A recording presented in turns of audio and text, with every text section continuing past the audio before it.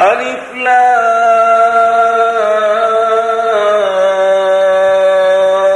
را تلك آيات الكتاب الحكيم أكان للناس عجبا أن أوحينا إلى رجل منهم أن أنذر الناس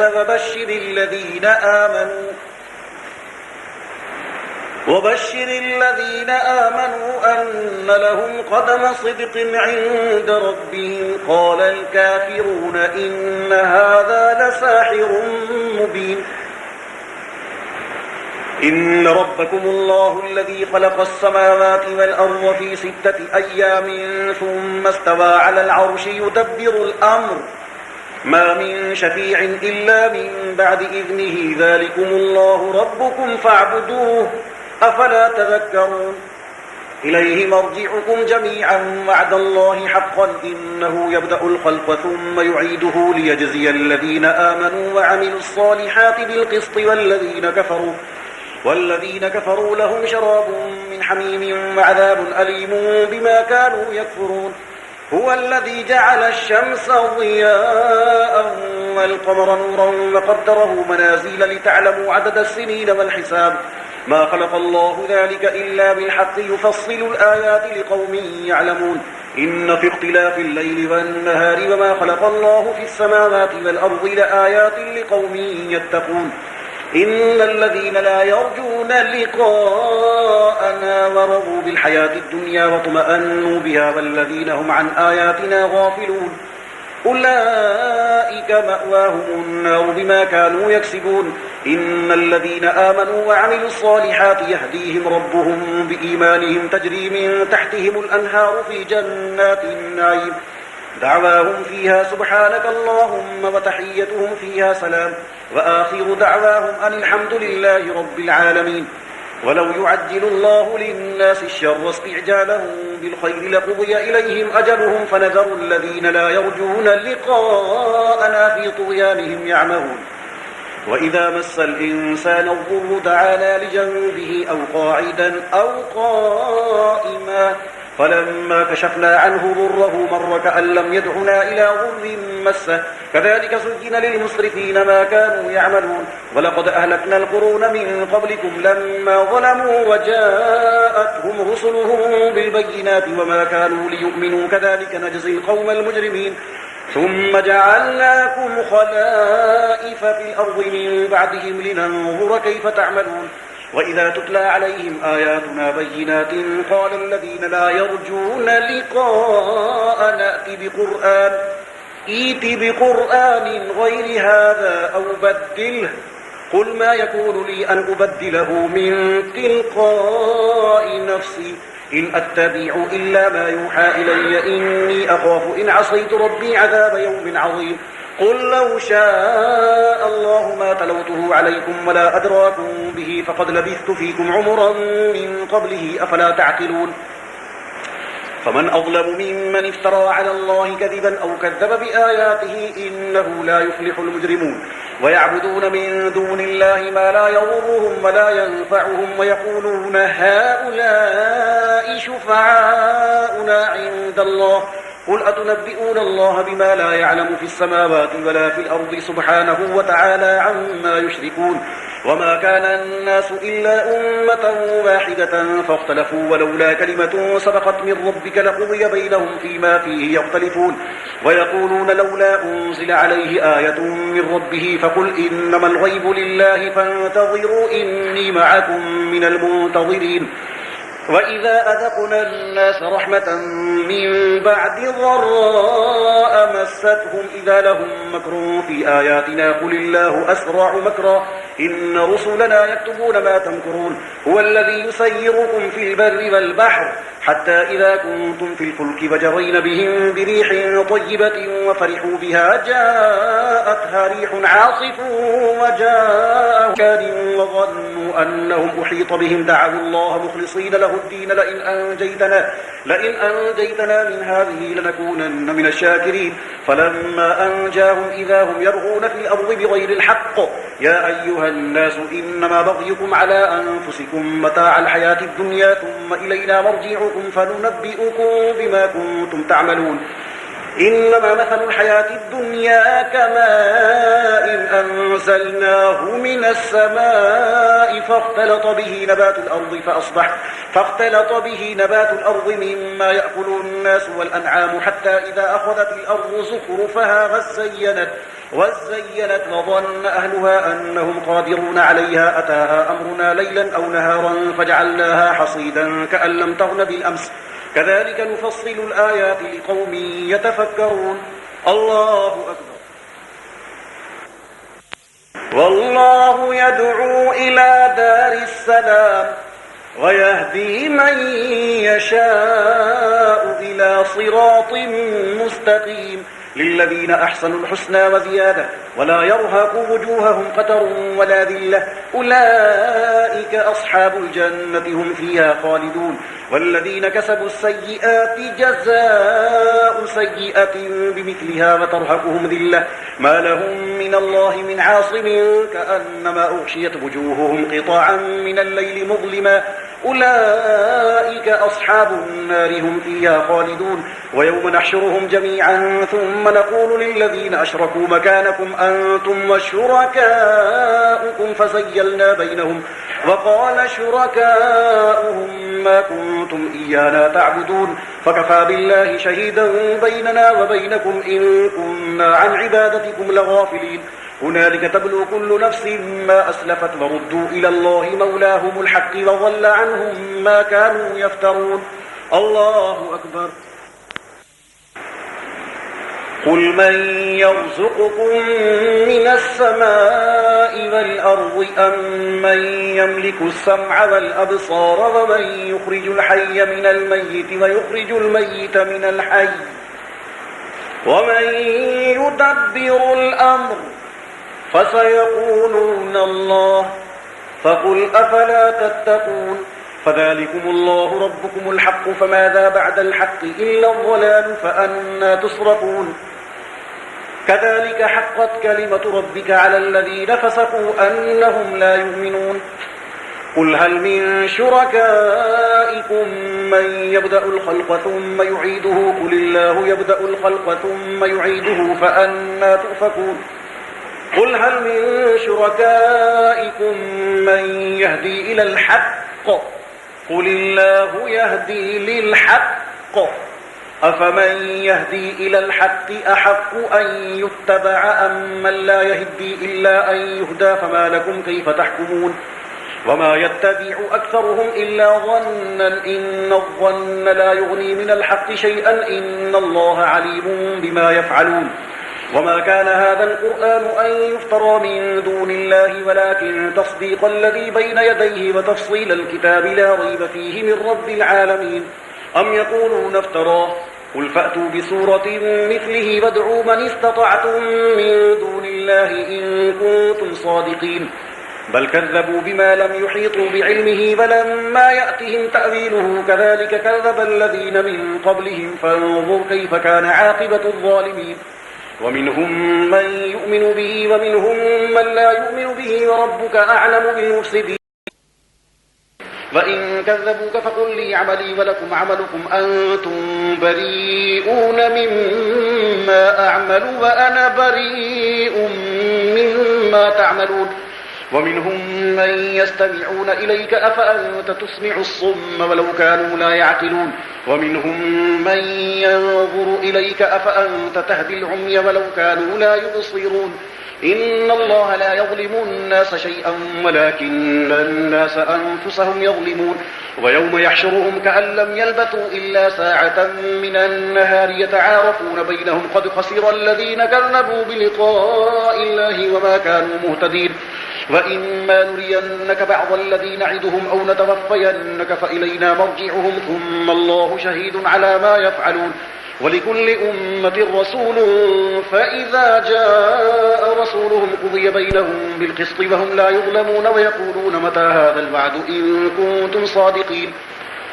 قل لا أملك لنفسي ضرا ولا نفعا إلا ما شاء الله لكل أمة أجل إذا جاء أجلهم فلا يستأخرون ساعة ولا يستقدمون قل أرأيتم إن أتاكم عذابه بياتا أو نهارا ماذا يستعجل منه المجرمون أثم إذا ما وقع آمنتم به الآن وقد كنتم به تستعجلون ثم قيل للذين ظلموا ذوقوا عذاب الخلد هل تجزون إلا بما كنتم تكسبون ويستنبئونك أحق هو قل إي وربي إنه لحق وما أنتم بمعجزين